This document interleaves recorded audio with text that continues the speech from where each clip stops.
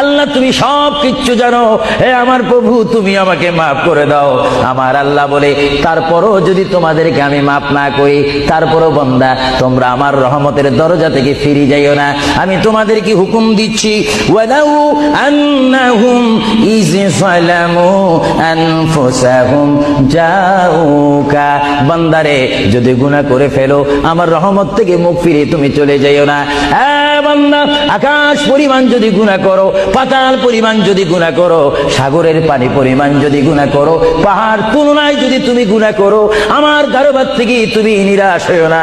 বান্দা, আমি তোমাকে একটি রাস্তা বাতাই দিচ্ছি, একটি পথ তোমাকে আমি দেখাই দিচ্ছি। সেই পথটি কোন পথ তোমরা জানো? ওয়ালাউ আন্নাহুম ইয যালামু আনফুসাহুম জাউকা, বান্দারে যখন তোমরা বরবাদ হয়ে যাবে তখন তোমাদেরকে একটা পথ আমি তোমাদেরকে দেখাই দিলাম, সেই পথটির নাম হচ্ছে আমার রাসূলের মদিনা। জুড়ে বলেন সুবহানাল্লাহ।